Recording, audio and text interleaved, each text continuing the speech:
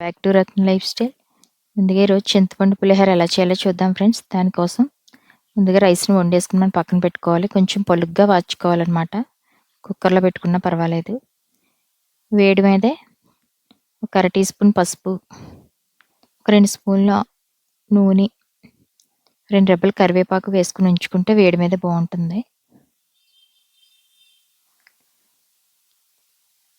వేసుకున్న దాంట్లో రైస్ అలా పక్కన పెట్టేసుకుని స్టవ్ మీద బాణీ పెట్టుకుని కొన్ని జీడిపప్పులు, కొన్ని వేరుశనగలు వేయించుకుని పక్కకు తీసేసుకోవాలన్నమాట.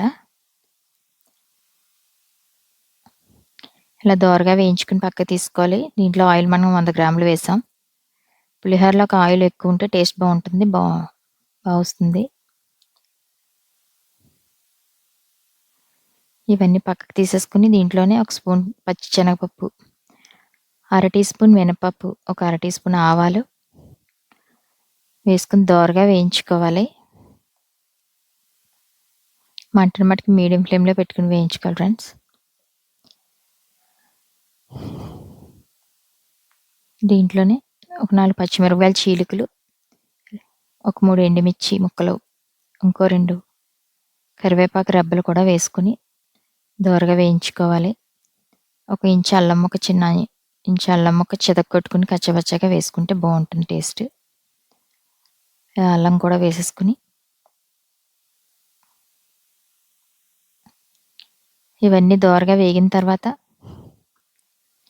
మనం చింతపండు రసాన్ని తీసి పక్కన పెట్టుకున్నాం అనమాట. 1/2 కేజీ రైస్లోకి మనకి 50 గ్రాముల చింతపండు గుజ్జు తీసుకున్నాం. మనం గిన్నెలోకి తీసేసి పక్కన పెట్టుకున్నాం గుజ్జుని మనం. ఇవన్నీ వేగిపోయిన తర్వాత చింతపండు రసాన్ని దాంట్లో వేసేసుకుని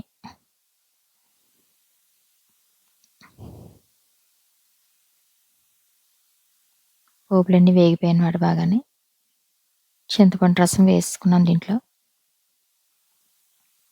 ఇది బాగా దగ్గరికి ఉడికిన తర్వాత నీరంతా లాగేసి దగ్గరికి ఉడికిన తర్వాత దించేసుకుని పులిహోర రెడీ చేసుకోవడమే ఫ్రెండ్స్. దీంట్లోనే టేస్ట్ తగ్గ సాల్ట్ కూడా వేసుకుంటున్నాం మనం. చిన్న బెల్లం ముక్క అలా వేసుకోవడం వల్ల టేస్ట్ చాలా బాగుంటుంది పులిహోర మనకి. ఇలా దగ్గరికి ఉడికిపోయిన తర్వాత దించేసుకుని మనం ముందుగా రెడీ చేసి పెట్టుకున్న రైస్లో వేసేసుకుని కలిపేసుకోవడమే ఫ్రెండ్స్. ఎంతో సింపుల్గా టేస్టీగా అదిరిపోయి చింతపండు పులిహోర రెడీ అయిపోతుంది ఫ్రెండ్స్. మనకు వచ్చి వరలక్ష్మి వ్రతానికి ఇలా మీరు ట్రై చేసి మీకు ఎలా కొంది మాకు కామెంట్ చేయండి. రైస్లో ఇలా వేసేసుకుని మొత్తం కలిపేసుకుంటే మనం ముందుగా వేయించి పక్కన పెట్టుకున్న జీడిపప్పులు, పల్లీలు కూడా వేసుకుని పైన రెడీ అయిపోయింది పులిహోర. చాలా చాలా బాగుంటుంది టేస్ట్ ఫ్రెండ్స్. ఇది ఇలా సింపుల్గా చేసుకోవచ్చు, ఎంతో సింపుల్గా ఇంట్లోనే రెడీ చేసుకుని మనం. పల్లీలు, జీడిపప్పులు కూడా వేసుకున్నాం.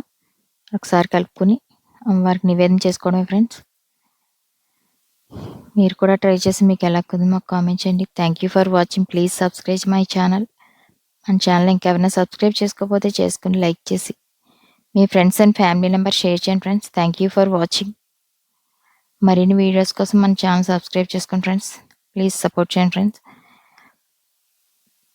ఎంతో సింపుల్గా అదిరిపోయి చింతపండు పులిహోర రెడీ ఫ్రెండ్స్.